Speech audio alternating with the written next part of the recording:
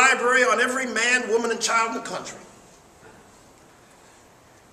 He's given them to cities and towns and villages and whistle stops. They're tearing down gas houses and poorhouses to put up libraries. Before another year, every house in Pittsburgh that ain't a blast furnace will be a library. No beggar is ever turned away empty-handed from the door. Panhandler knocks and asks for a glass of milk and a roll. No, sir, says Andrew Carnegie.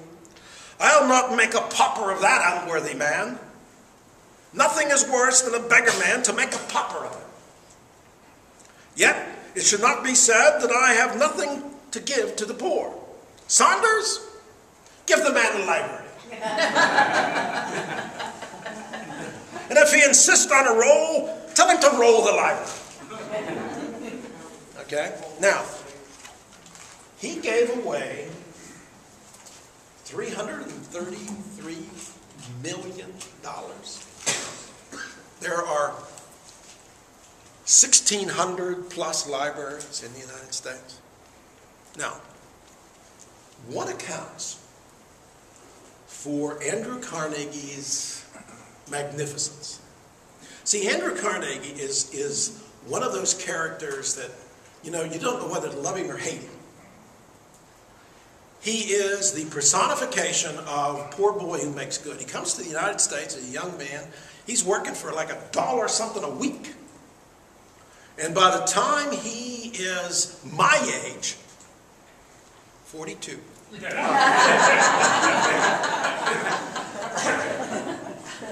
don't know why that's funny. Okay, I'm not 42. 56 now. Okay. 65. He's the richest man in the world. He's making $50,000 a week. Now, compared to some of these guys, you know, when C.C. Sabathia pitches for the Yankees, he makes $50,000 a game.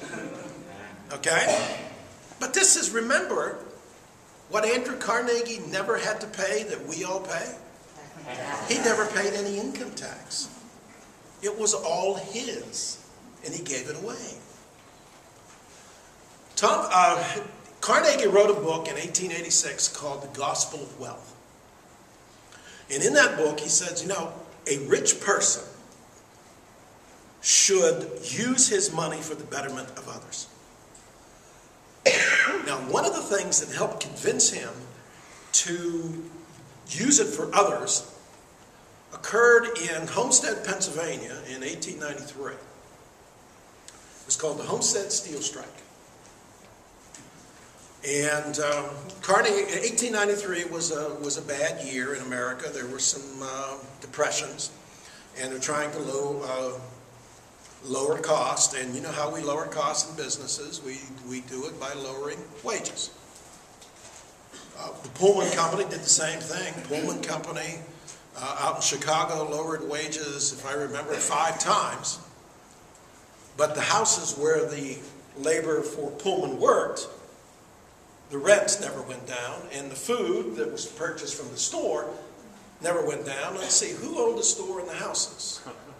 Mr. Pullman. Okay, there's a big strike there, too. Well, Andrew Carnegie decides that he has a guy by the name of Henry Clay Frick. If you've ever been to Pittsburgh, there's the, you know, Frick's a very powerful name. Frick was, if he were on a show today, what would we call Mr. Frick? A bastard. Somebody once remarked, the remark that I'm going to quote was done for Elbridge Gerry, who was U.S. Steel, and Gary, Indiana's named for him because of steel. When Mr. Gerry died, somebody said this, and I think it would work for Mr. Frick. Yes, Mr. Gerry died, and that's nice because it's the first time he's ever seen the inside of a blast furnace. Now, Carnegie, in that summer, goes to Scotland. And he says to Mr. Frick, handle it. Well, he knows what a bastard Frick is. But he's not going to be there. See, this is the thing that bugs me about Carnegie, is that Carnegie knew what was going to happen, but he's not there you know, and he's that guy. Okay? You know, that's why I tell my wife, look, if you don't know about it, it didn't happen. She didn't believe it, and Americans don't believe it. So all this strike's going on, and somebody said, Frick, you know, you better back down. But Carnegie's way over in Scotland. And if you've ever read anything about that Homestead steel strike, it's the book that came out, about 20 years ago. It's called The River Ran Red. I mean, it's bloody. And the Unions lost. And one of the reasons the Union lost is Carnegie's forces were able to call out the National Guard or the state militia to guard things. Okay. Andrew Carnegie said, nothing affected me so much as that steel strike. Okay? And one of the things that will start to happen is that Carnegie decides that he's got to make up for that. So he starts giving things away. And he has a wonderful record of philanthropy. There is no doubt that he has a wonderful record of philanthropy. And interestingly enough, he and Mr. Frick become enemies. Toward the end of their lives, they were both sick and dying about the same time. Carnegie tries to make an inroads, and he writes to Mr. Frick, and he said, let's meet and resolve some of our differences. And Mr. Frick writes back, and you know what he writes back? I'll meet you in hell. And I don't know about Carnegie, but I know Frick's down there. See, if you believe in hell, you want certain people to be there. Right? See, my problem is, frankly, I don't believe in hell. And it always bothers me because I've got a lot of candidates for it. You know, I want those places in hell. So anyhow, 1899, we asked for Carnegie Library. Nothing comes of it. And then in 1903, this all bubbles up.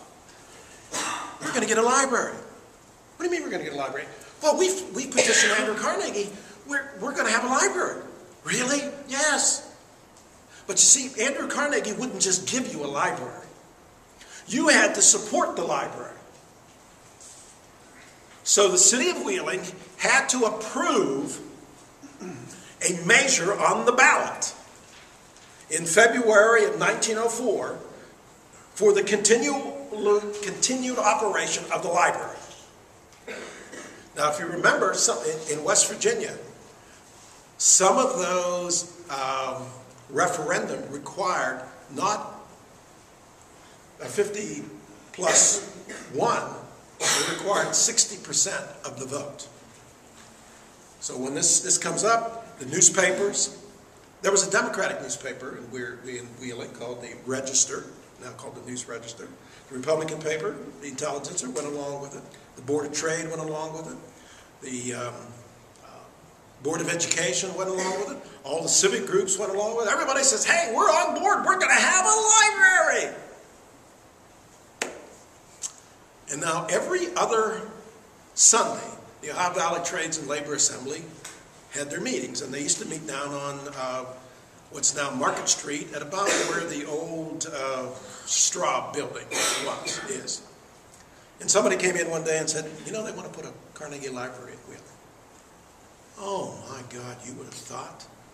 They went ballistic. And the reason they went ballistic was that the union that was at Homestead, which at this point is now over a decade before, it's called the Amalgamated Association of Iron, Steel, and Tin Workers.